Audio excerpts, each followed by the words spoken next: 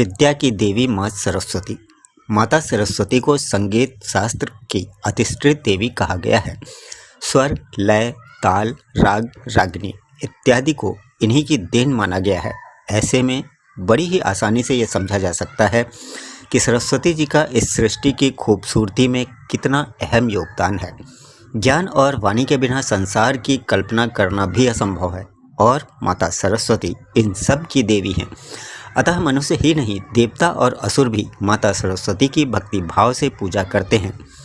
जीवन में हर किसी की कामना होती है कि वह खूब पढ़े लिखे और वह हर परीक्षा प्रतियोगिता में मनचाही सफलता प्राप्त कर सके। सनातन परंपरा में माता सरस्वती को बुद्धि और विद्या की देवी माना गया है। एक हाथ में वीणा, दूसरी में पुस्तक, तीसरी हाथ में माला और चौथे हाथ में वर मुद्रा लिए देवी सरस्वती से मनचाहा आशीर्वाद प्राप्त किया जा सकता है। प्रत्येक व्यक्ति की पूजा का उद्देश्य जीवन में सभी प्रकार के सांसारिक लाभ, दौलत और सुख समृद्धि की प्राप्ति है, जिसके लिए वह अपने इष्ट भगवान या देवी देवताओं को प्रसन्न करना चाहते हैं। लेकिन एक देवी ऐसी भी है जिनसे लोग धन दौलत नहीं बल्कि विद्या, ज्ञान और बुद्धि मांगते हैं, और वह देवी हैं ब्रह्मा जी की पुत्री देवी सरस्वती। वास्तव में उनकी पूजा करने से विद्या, ज्ञान और बुद्धि की प्राप्ति होती है। इसलिए देवी सरस्वती को ज्ञान और बुद्धि की देवी के रूप में जाना जाता है, जो संगीत, कला, बुद्धि, भाषण, विद्या और कला से जुड़ी मानी जाती है। देवी सरस्वती को माँ शारदा, वीणा वादनी आदि नामों से भी अभिवादन किया जाता है। हंस और मोर से घिरे कमल के फूल पर विराजमान सरस्वती देवी विद्या, बुद्धि और शिक्षा की प्रतीक मानी गई हैं। कहा जाता है कि माँ सरस्वती की कृपा से बड़ा मूर्ख भी विद्वान बन जाता है। आप सबने कालिदास का नाम तो अवश्य ही सुना होगा। तो आज की इस वीडियो में हम देखेंगे माँ सरस्वती की पूजा और कृपा पाने का अचूक उपाय, जिसे करते ही मिलता है विद्या की देवी माँ सरस्वती का आशीर्वाद, और देखेंगे माँ सरस्वती का वह प्रभावशाली मंत्र और उनकी महिमा, जिनसे विद्या की देवी माँ सरस्वती का भरपूर कृपा और आशीर्वाद हम सभी पर बरसती रहती है। तो वीडियो को लाइक कर लीजिए, साथ ही अपने सभी दोस्तों में भी शेयर कर दीजिए ताकि उन्हें भी माता सरस्वती की कृपा प्राप्त हो सके। और हाँ, कमेंट में बड़े ही श्रद्धा भाव से जय माँ सरस्वती भी अवश्य ही लिख दें। कहा जाता है कि ब्रह्मा, विष्णु और महेश जैसे मुख्य देव भी माँ शारदा की वंदना करते थे। हालांकि उसमें भी एक रहस्य छुपा हुआ है। माँ सरस्वती ज्ञान और भाव का प्रतीक है। यह बात उनके हाथ में पुस्तक और माला से ही समझ में आती है। पुस्तक ज्ञान का प्रतीक है और माला भक्ति भाव का प्रतीक है। ब्रह्मा, विष्णु और महेश अनुक्रम में सर्जन और पालन और संहार के देव हैं। ऐसा इन तीनों को ज्ञान और भाव की वजह से ही संभव हुआ है। जिस तरह बिना भाव का सृजन, बिना ज्ञान का पालन और बुद्धिहीन संहार अनर्थ करता है, इसलिए किसी भी कार्य के सृजन में ज्ञान और भाव दोनों का होना जरूरी है। और इसलिए किसी भी महान कार्य को करने वाले महापुरुष भी देवी माँ सरस्वती की वंदना जरूर करते हैं। कहा जाता है कि विद्वान लोगों को धन का अभाव कभी नहीं प्रभावित करता है। धनवान लोग तो केवल भोग विलास में ही आनंद खोजने में भटकता रहता है, जबकि विद्वान लोग को वह आनंद निसर्ग दर्शन से, जीवन के भाव प्रसंगों और साहित्य के सृजन या आस्वादन से सहज ही प्राप्त होता है। माँ सरस्वती कला की भी देवी हैं और सरस्वती का वाहन मोर कला का प्रतीक है। 14 विद्या और 64 कला, ये सभी सरस्वती की उपासना में आती है। कला जीविका को प्रदान करती है और विद्या जीवन देती है। इस तरह सरस्वती के ज्ञान का सम्मान करके भगवान श्री कृष्ण ने मोर पंख को अपने माथे पर चढ़ा के दी है। इसलिए जीवन में तेजस्विता लाने के लिए हम सभी को सरस्वती की उपासना जरूर करनी चाहिए। अब सवाल ये उठता है कि कैसे करें विद्या की देवी सरस्वती की पूजा और कैसे उनका आशीर्वाद और कृपा प्राप्त करें। माघ मास के शुक्ल पक्ष की पंचमी तिथि को बसंत पंचमी के रूप में मनाया जाता है। इस दिन विद्या की देवी सरस्वती की पूजा की जाती है। माना जाता है कि इसी दिन शब्दों की शक्ति मनुष्य को मिली थी। इस दिन बच्चों को पहला अक्षर लिखना सिखाया जाता है। सरस्वती को समस्त ज्ञान, साहित्य, संगीत और कला की देवी माना जाता है। मान्यता है कि ब्रह्मा जी ने सृष्टि की रचना करने के बाद मनुष्य की रचना की। मनुष्य की रचना के बाद उन्होंने अनुभव किया कि केवल इससे ही सृष्टि की गति नहीं दी जा सकती है। विष्णु जी से अनुमति लेकर उन्होंने एक चतुर्भुज स्त्री की संरचना की, जिसके एक हाथ में वीणा तथा दूसरे हाथ में वरमुद्रा में था। अन्य दोनों हाथों में पुस्तक और माला भी। शब्द के माधुर्य और रस से युक्त होने के कारण इनका नाम सरस्वती पड़ा। सरस्वती ने जब अपनी वीणा को झंकृत किया तो समस्त सृष्टि में नाद की पहली अनुगूंज हुई। चूँकि सरस्वती का अवतरण माघ मास के शुक्ल पक्ष के पंचमी तिथि को हुआ था, इसलिए इस दिन को बसंत पंचमी के रूप में मनाया जाता है। सरस्वती माता के प्रकट होने पर ब्रह्मा जी ने उन्हें वीणा से सृष्टि में स्वर भरने का अनुरोध किया। माता सरस्वती ने जैसे ही वीणा को तारों को छुआ, उससे सा शब्द फूट पड़ा। यह शब्द संगीत के 7 सुरों में प्रथम सुर है। इस ध्वनि से ब्रह्मा जी की मूक सृष्टि में ध्वनि का संचार होने लगा। हवाओं को, सागर को, पशु पक्षियों और अन्य जीवों को वाणी मिल गई। नदियों से कलकल की ध्वनि फूटने लगी। इससे ब्रह्मा जी बहुत प्रसन्न हुए। उन्होंने सरस्वती को वाणी की देवी के नाम से संबोधित करते हुए वागीश्वरी का नाम दिया। ज्ञान और वाणी के बिना संसार की कल्पना करना भी असंभव है। माता सरस्वती इनकी देवी हैं। अतः मनुष्य ही नहीं, देवता और असुर भी माता सरस्वती की भक्ति भाव से पूजा करते हैं। माता सरस्वती की पूजन की विधि।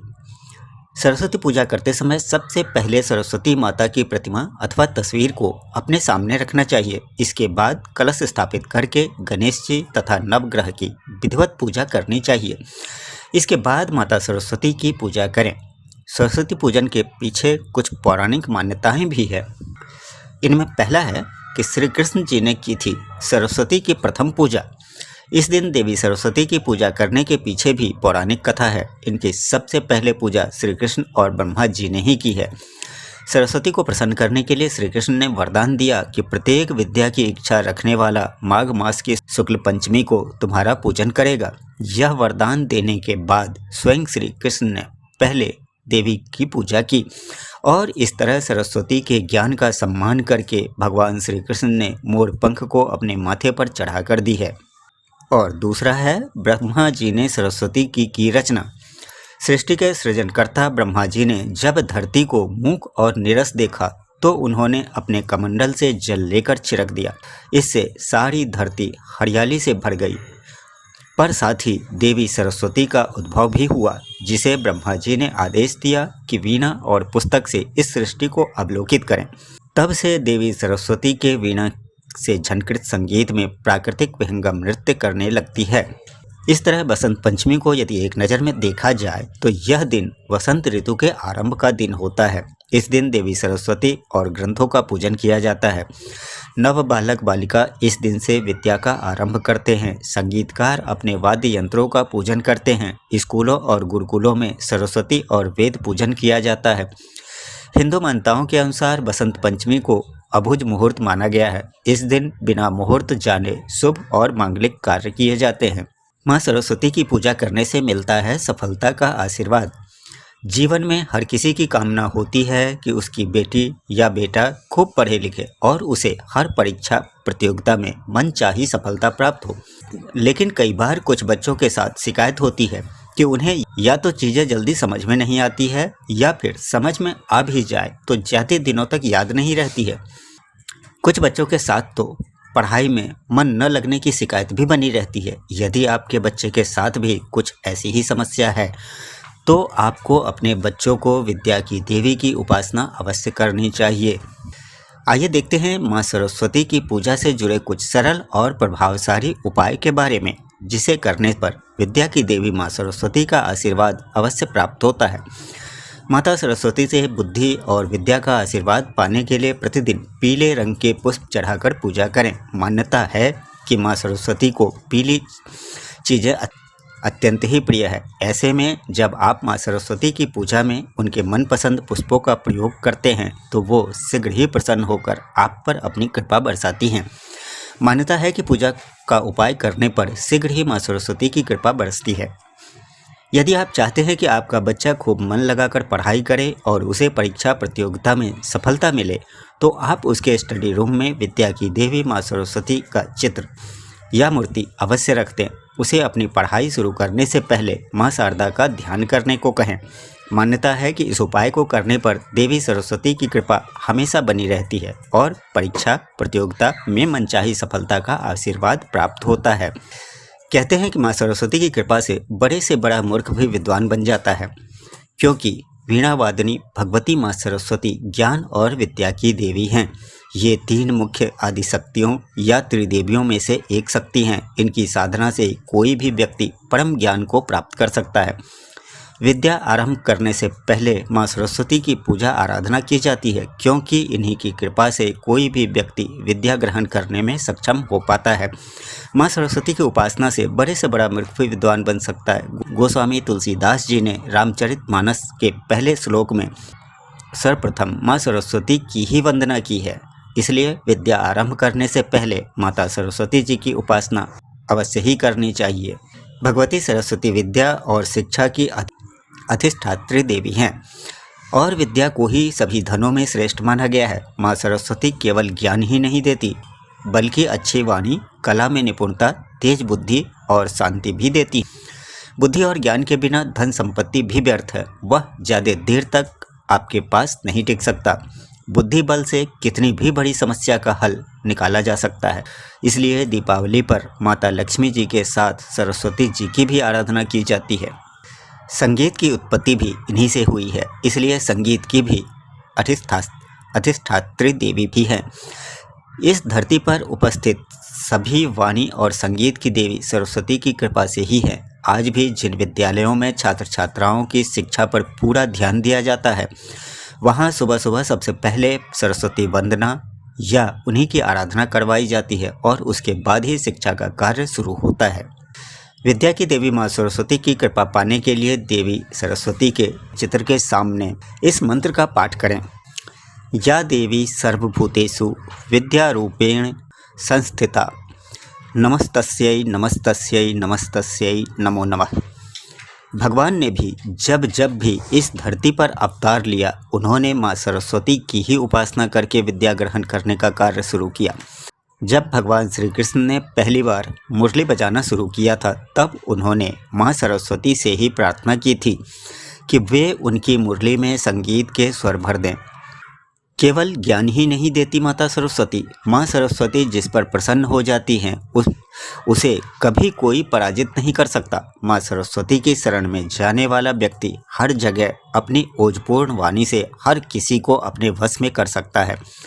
हर एक व्यक्ति के लिए माता सरस्वती की नियमित रूप से उपासना करना अत्यंत ही लाभदायक है। माँ सरस्वती की उपासना से व्यक्ति विद्या संपन्न, धनवान और मधुरभाषी हो जाता है। सभी कार्य आसानी से हो जाते हैं और कुछ भी पाना कठिन या दुर्लभ नहीं रह जाता।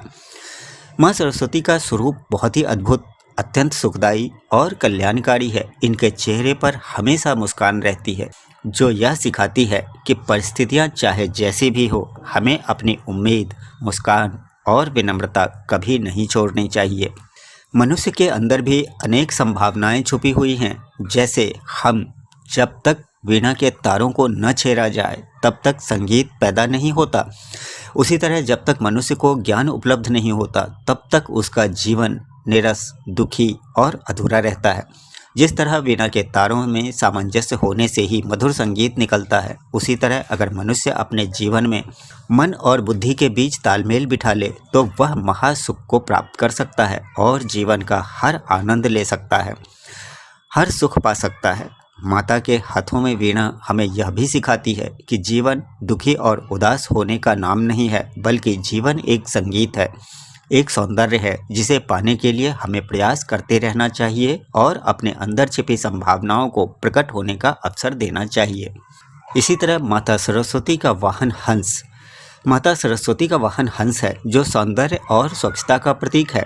हंस का रंग सफ़ेद होता है, अतः वह शांति और पवित्रता का प्रतीक भी माना जाता है। हंस ही है जो दूध और पानी को अलग अलग करने की क्षमता रखता है। यह अद्भुत क्षमता ज्ञान, पवित्रता और एकाग्रता से ही आ सकती है। ज्ञान से ही हमें सही गलत की पहचान करना सिखाते हैं। शुद्ध अशुद्ध में अंतर करना सिखाता है। इस तरह हंस ज्ञान और विवेक से संपन्न होता है। हंस अपना ज़्यादातर समय स्वच्छ जल या किसी एकांत झील और समुद्र के किनारे ही बिताता है। इस तरह हंस हमें बताता है कि हमें ज्ञान प्राप्त करने के लिए अपने मन को शांत और पवित्र करना बहुत जरूरी है। जिस व्यक्ति का मन शांत और पवित्र होता है उस पर माता सरस्वती की अपार कृपा जरूर रहती है। जब वह व्यक्ति सभी निर्णय अपनी बुद्धि और विवेक से लेता है और हंस के समान परम पद को प्राप्त करता है। इसी तरह माता सरस्वती का आसन श्वेत कमल हमें सिखाता है।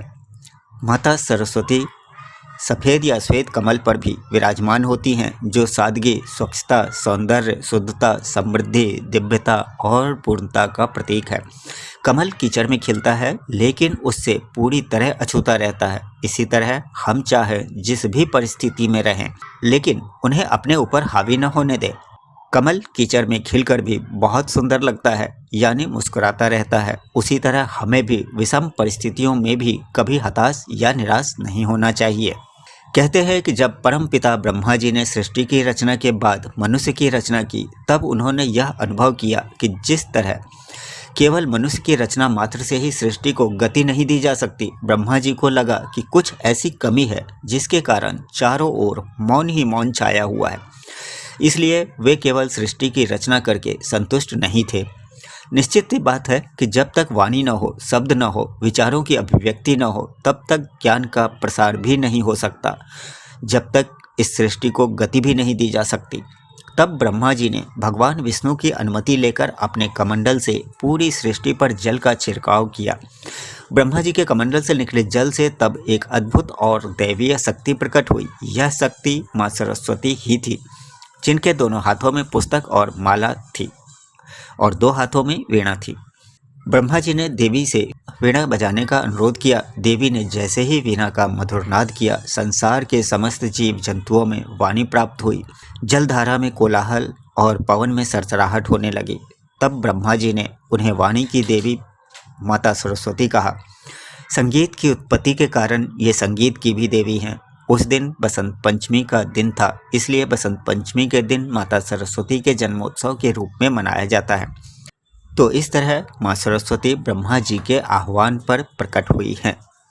उम्मीद है वीडियो आपको पसंद आई होगी। यदि वीडियो पसंद आया तो इसे एक लाइक अवश्य ही कर दें, साथ ही अपने सभी ज़रूरतमंद दोस्तों में शेयर भी अवश्य कर दें।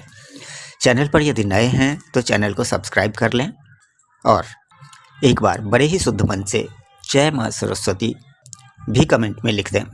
फिर मिलते हैं अगली वीडियो में। तब तक के लिए आपका दिन शुभ हो।